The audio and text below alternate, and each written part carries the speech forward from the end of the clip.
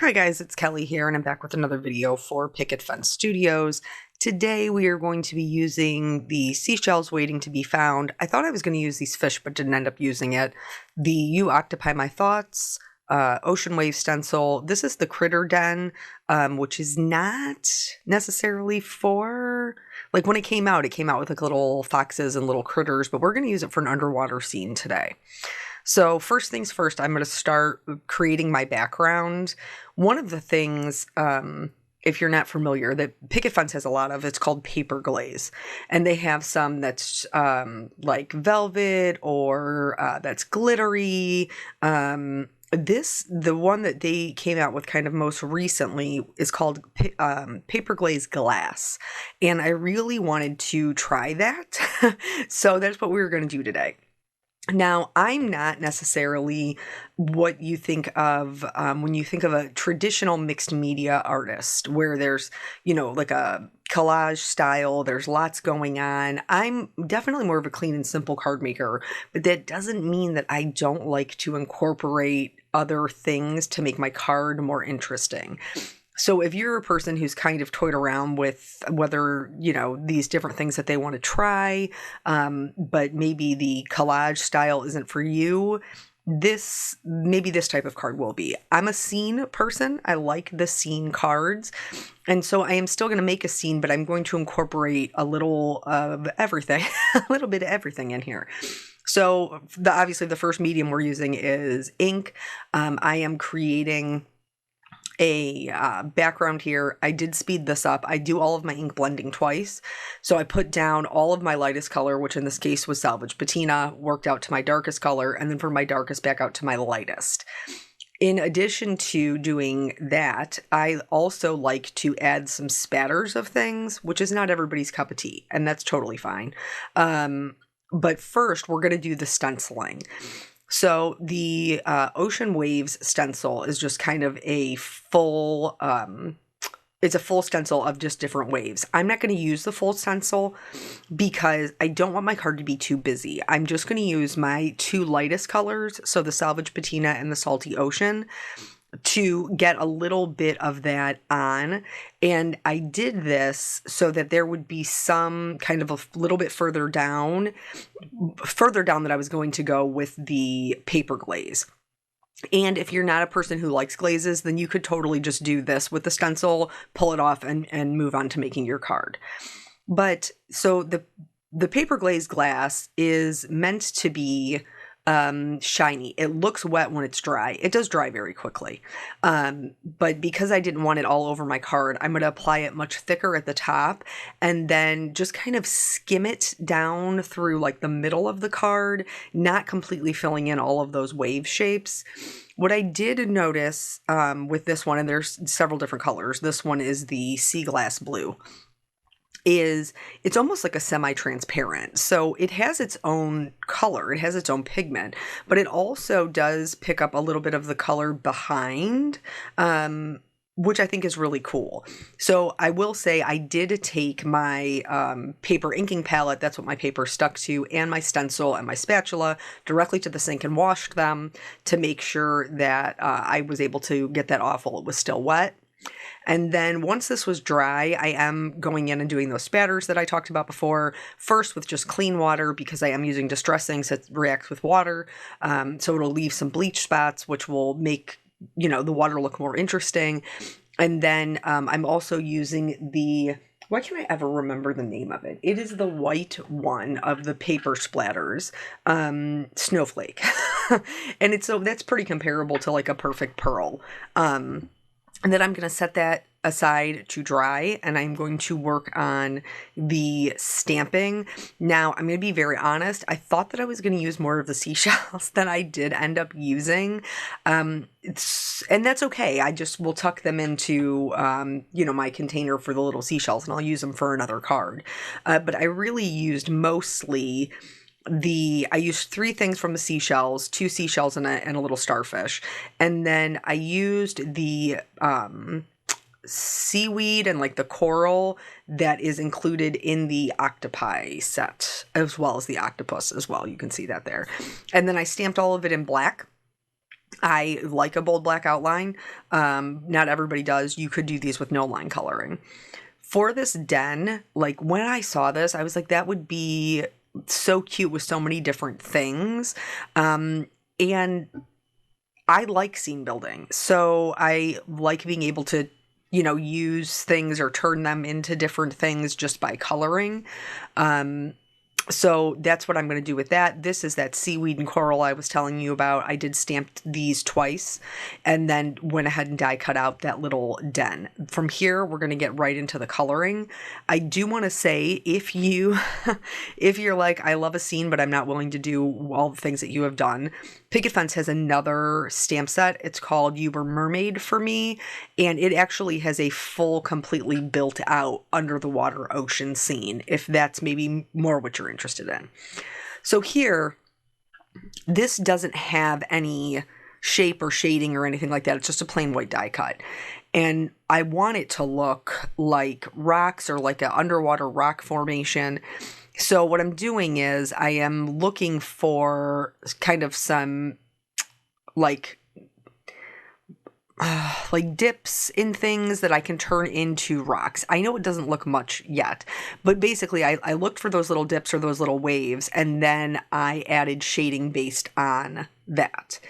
Now you can also, like you'll see down there in the bottom left-hand corner where I just did kind of like a little rounded section, there isn't another rock there, but because I did that rounded section and because of how we will shade it, it will look as if there is another rock.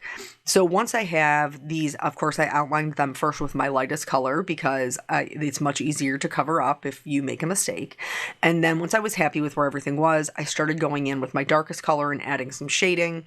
And then from there, we will move to the darker mid-tone, which for me in this case is an E57. In doing this color, I'm also adding a little bit of shading kind of into the rocks, just to give them a little bit more dimension so they don't just look like flat rocks, like they, look like they maybe have some divots or craters or, in them. And we'll just work our way out to the lightest color. The lightest color you're going to want to reserve for like the highest parts of each rock, because your shadows and your highlights is really what gives your whole card dimension. So making sure that we reserve the lightest areas for the part that we want to appear the highest, i.e. the top of the rock, will go a really long way in helping us to create dimension from just this plain white cardstock. So we are finally to the lightest color, much toward the end. We will be also adding some white gel pen highlights on top of those to help with that. But so here we've taken this and just created these rocks basically from nothing just by following the shape of the die. Now, the portion at the top, I did want to look like seaweed, but I added that little brown shadow kind of underneath because I wanted it to look as if the seaweed was growing on top of the rock. With this particular die, there isn't a right or a wrong way to do it. Basically, you're just going to pick different parts of it that you want to be on top. That's what you see me doing here. And whatever little band of seaweed I decided was going to be on top, I just followed it all the way up. So I added, how you decide or how you follow it all the way up is whatever you want to be on top is going to be lightest. So you'll put shadows next to that, kind of like you see me doing right there. So that strand will then be on top of the leaf that is behind it. This is a little easier to see when we're talking about a stamp that has an outline to follow. And so when we get to the coloring of the octopi, I'll point it out again where maybe it's a little bit easier to tell. So that way, if you want to attempt this, it might give you something a little bit more kind of tangible to if you're a visual learner. So once I have my darkest color down, then I've already mapped everything that I need to be able to successfully color the top of it. So I'm just going to go ahead and follow those same shadows that I've already laid down. When I shade something, I put down my darkest color and then I go over that darkest color with my dark mid-tone and just kind of stretch it out just slightly. And that way we work towards the lightest color as everything gets filled in. Again, anything that you've chosen to be on top, you do want to make sure that you have left room for your lightest color, because that highlight is what's going to help it pop forward, and so that this grass doesn't look one-dimensional. Grass, seaweed, you know what I'm saying. Isn't seaweed like underwater grass, really? Probably not. I am not a oceanographer. I probably shouldn't even speak on the topic. But anyway, it looks like grasses, so that's why I said grass. If you know better, if seaweed is not the grass of the sea, leave me a comment. I want to know what it actually is. So now we're working out to that lightest color. This is my light mid-tone, and you're going to see the majority of your mid-tones in your coloring. That's what we see the most of, because your lightest color is your highlight and your darkest color is your shadow. So when you're picking combinations, make sure you really like your mid-tone, because that's what you'll see the most of.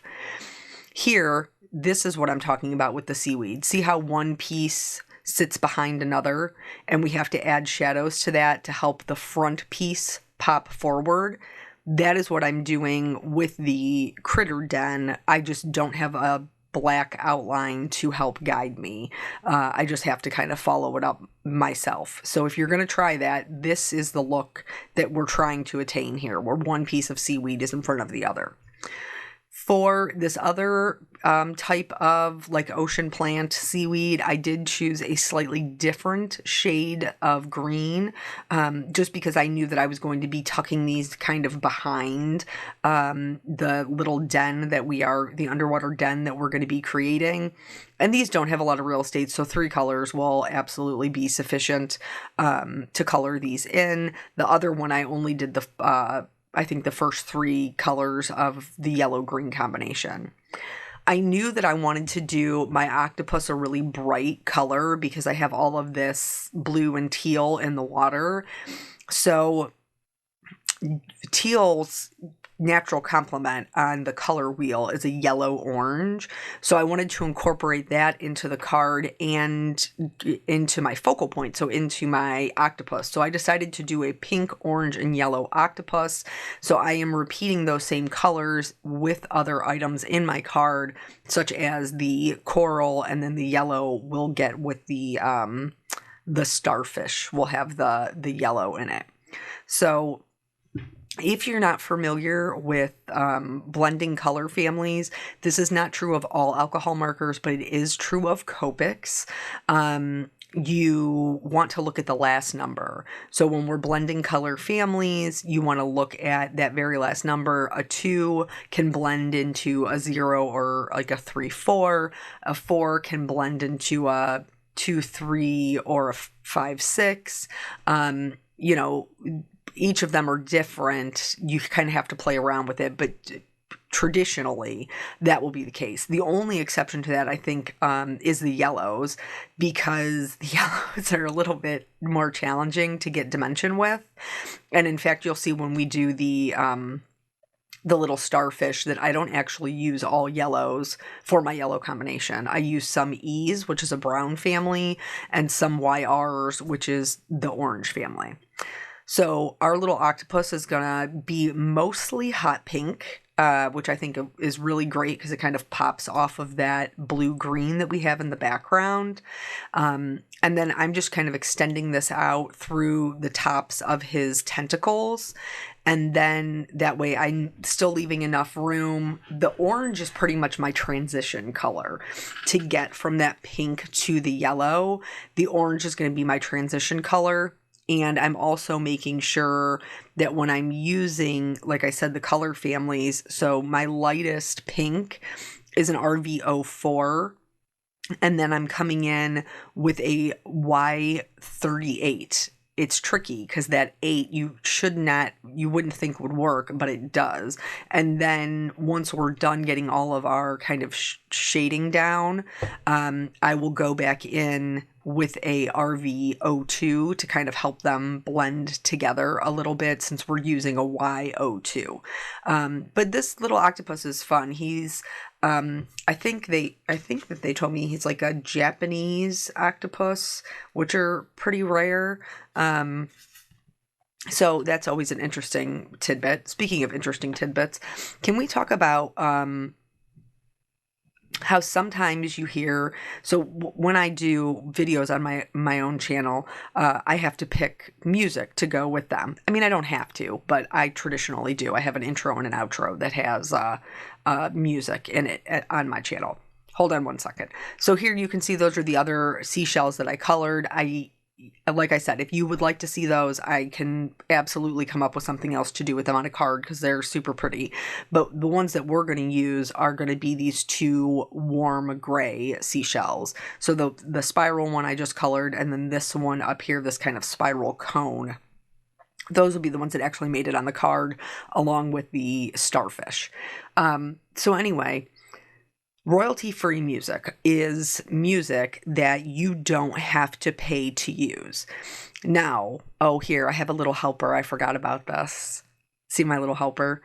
She, every time, if I don't pick her up from daycare myself and my husband picks her up, as soon as they come in the door, she's "Where's mommy?" And typically I'm still upstairs working. So when my husband comes up to change his clothes from work, she always wants to come with him so she can hang out with me in the craft room. And this is the stage that I was at. I was getting all of my coordinating dies laid out, and she she helped me to make sure that they were extra secured. In real life, you do not need this much tape. You do not need this much low tack tape.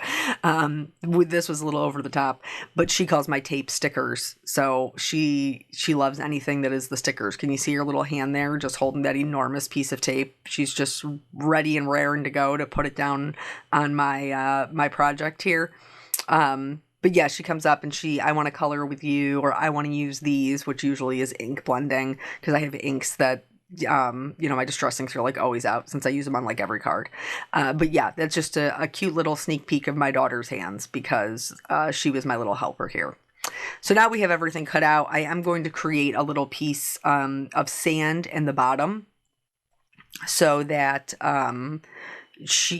we can, because I didn't leave any room for it. It's all ocean back there, and I need something for my little critter den to sit on. So I am going to do some really quick, simple inking with some brushed corduroy, and then we'll do the same splatters that we did before, so everything is cohesive, and then that way we can start building our card. So anyway, this music. So royalty-free music is music that you don't have to pay for. Some of them don't require that you give them any attribution, which means that you don't have to even say who the artist is or, what their name, the title of the song, that they own the copyright, any of that. Some of them you don't have to do any of that. Some of them you do. So, but sometimes these songs remind me of other songs that are like real songs. Here I just traced my little den so that I could cut like just some little like sand hills to make the background just, a little bit more, just so it wasn't flat across, I guess, for lack of a better term. And I wanted my little octopus to sit in its little den there. So you see everything laid out here. You can't even see those sand hills. So I guess there probably was no reason in even cutting them. But just in case your scene isn't as jam-packed as mine, the hills add a little extra interest instead of just a, flat horizon. So anyway, whenever I pick these songs, sometimes they remind me of like real songs. And the one that I picked for this particular one on my channel reminds me of a song by Walk the Moon. You may not be familiar with them. That may not be your cup of tea, but they had a huge hit, like, I don't know, 5-7 years ago with Shut Up and Dance With Me. That was the name of it. But anyway, they're super underrated. They're a great band. I love a lot of music from them. And anyway, so that song totally reminded me of them, and now it's like an earworm and it's stuck in my head even though I have not listened to the actual song. There was one I did years ago that reminds me of the song from Clueless. It's the one at the end. The one at the end of the movie when, what's their names? When the teachers are getting married. I'm aging myself. What was I watching the other day? It was like they don't call them reels on Facebook, do they? It's Reels on Instagram. Huh.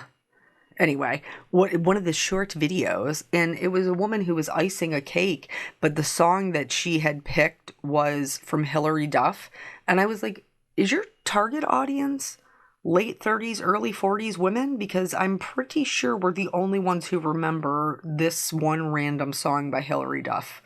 So anywho, I there's been a lot of lot of music on my mind. Like, where are these people getting this music from? I would like to know. But anywho, I think it's a catchy little beat. So that's why I picked it, because it was fun and kind of a little beachy. And clearly we're going to the beach. So I have glued down the sand, and then I didn't put any glue at the top edge because I wanted to be able to tuck my seaweed behind it. I'm not worried about it not being secure because I'm about to stick down every other thing on top of it. That thing's not going anywhere.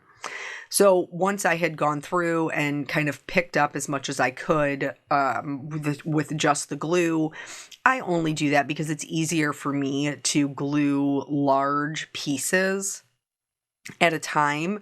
So I find that to be much less frustrating than gluing all of the individual die cuts, because I don't like chasing them around all over. And if you watch my channel, you know that's not new news.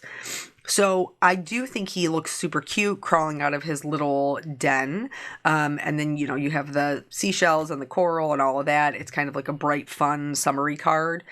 For the one on the right, because this was my own mistake. I wanted this coral to be underneath my my octopi, right? Octopuses. What is it if it's possessive? Is it octopuses? Octopi is plural, but it's octopuses. Somebody with the grammar help me. Anyway, I wanted his tentacle to be on top. So I did have to go in and just kind of pop up that leg with my tweezers. It did tear just a little bit, but because I am going to glue it right back down in the same spot, I wasn't worried about it. So now everything is glued down. If you watch my channel, you also know, or you've seen any videos by me, you also know I don't love a white outline, especially in a scene card. So I'm going to go through and just to the best of my ability, color in the outline to match the background. This color matched pretty well for the water. You can see it. It's almost kind of like a little like digital eraser because it's just kind of disappearing. So the only part that I really left in of the blending was the bottom, and it's because I did more than just color the outline. I wanted to create some texture on the bottom as well. Like we have all this beautiful like mixed media texture at the top. I wanted there to be some texture at the bottom also. Now this isn't texture you can feel, though I could have done that with like embossing powder or maybe some more paste, but instead I chose to just create the look of it with doing some stippling. So I've put the darker, these are the same browns we created the rocks out of. It just has a slightly different tone because of that brushed corduroy, and that brushed corduroy is just a little bit more yellow based. So you may see, I'm not sure, I had to go in with a little bit of a mustard marker to blend in some of the other pieces to make sure that it matched. But doing the stippling is just a series of dots. It gives it kind of like a nice sandy texture. You don't have to go as dark as I did, but because I had already used those colors on the rocks, it made sense to me to just repeat those. So I'm blending out a little bit of the darker colors with each consecutive color. So blending out that 59 with the 57 with the 55, just like we would in the coloring. And then I am also doing the dots in all of the colors. I'm not sure if I left in the lightest color, and you might be asking yourself, Kelly, why would you even bother doing the lightest color?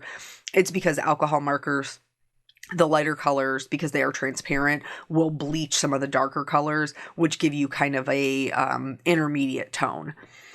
I used to do the outlining of my images after I stamped them all of the time. I don't do it all the time anymore, but I do still do it when I want something to stand out. I felt like my little octopus eyes were not standing out as much as I wanted them to, so I decided to go in and outline my octopus so that he's a little bit of a bolder black and very clearly steals the scene and is the focal point, even though we have lots of other things going on. So the markers that I use are actually discontinued, but when these go, I have a set of microns that I will be switching to. Those are also good. For the sentiment, I am using the signature quotes, the sea, and I'm using the one that says the sea is calling for us. I chose a darker teal cardstock because it's going to still go with the background, but it will be still dark enough that it will kind of stand out, and that white heat embossing will be legible. So I treated it with my anti-static tool.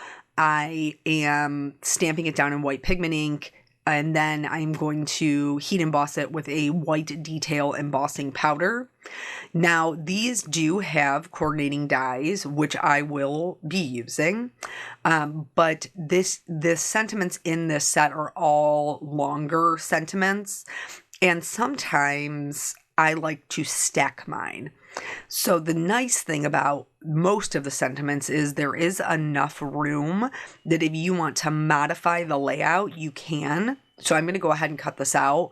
I'm going to lay it on here, and I don't like the way that it's fitting on the card.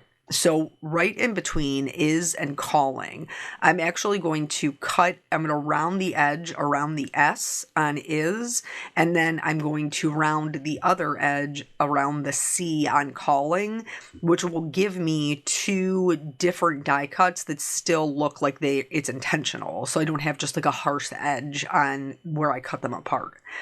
I'm going to go ahead and glue these down, kind of stacked on each other in the left-hand corner. This is going to give us just a little bit of balance because my den is a little bit farther to the right.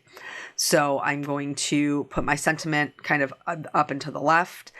And then I added some clear shimmer to my octopus, to the seashells, the coral, and then a little bit in like the grasses.